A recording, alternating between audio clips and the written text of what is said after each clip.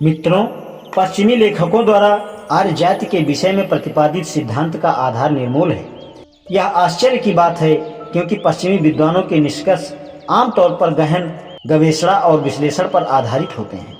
इस सिद्धांत पर वे क्यों विफल रहे, यह जानना महत्वपूर्ण है कि वे क्यों असफल रहे। ध्यान से निरूपण करने पर पता चलता है कि वे दोहरी भ्रांतियों से ग्रसित हैं। पहली बात तो यह है कि वे खुशफहमियों और उन पर आधारित अटकलों से ग्रस्त रहे। दूसरी बात यह है कि यह सिद्धांत वैज्ञानिक अनुसंधानों के प्रतिकूल हो गए, इस प्रकार तथ्य प्रकट न हो सके। इसके विपरीत उन्होंने इसे सिद्ध करने के लिए पूर्व निर्णित और चुनिंदा सिद्धांत अपनाए। आर्य जाति का सिद्धांत अनुमान के सिवाय कुछ नहीं है।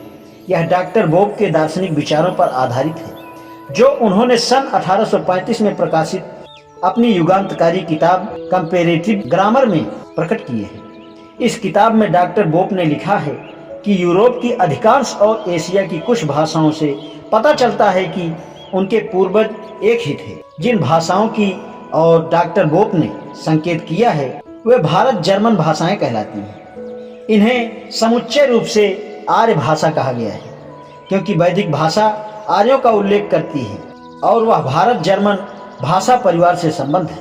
यही मुख्य सिद्धांत आर्य जाति पर लागू होते हैं। इसके दो अनुमान हैं। पहला है जातियों की एकता और दूसरा यह प्रजाति आर्य जाति है।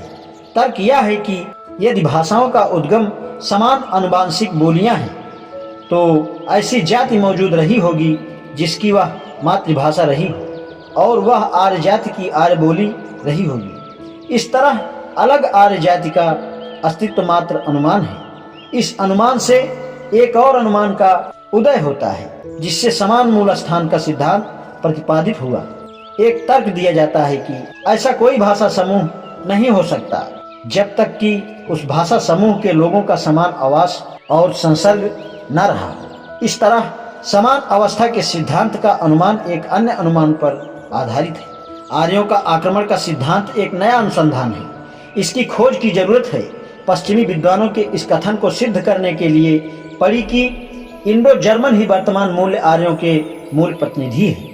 इनका मूल स्थान यूरोप बताया गया है। यहाँ प्रश्न उठता है कि आर्य भाषा भारत में कैसे पहुंची, और इसका उत्तर यही होगा कि आर्य बाहर से आए। इस तरह आक्रमण का सिद्धांत प्रतिपादित हुआ है।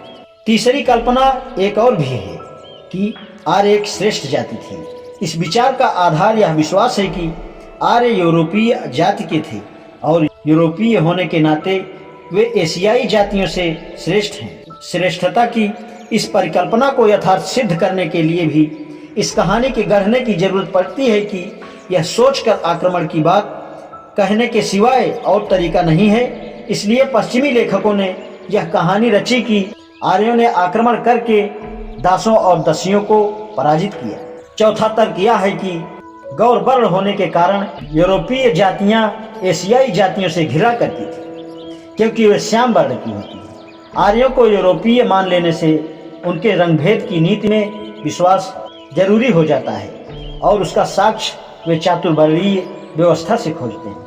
पाश्चात्य विद्वानों के अनुसार वर्ण व्यवस्था रंगभेद का पर्याय है। आज इतना ही, शेष कल। धन्यवाद।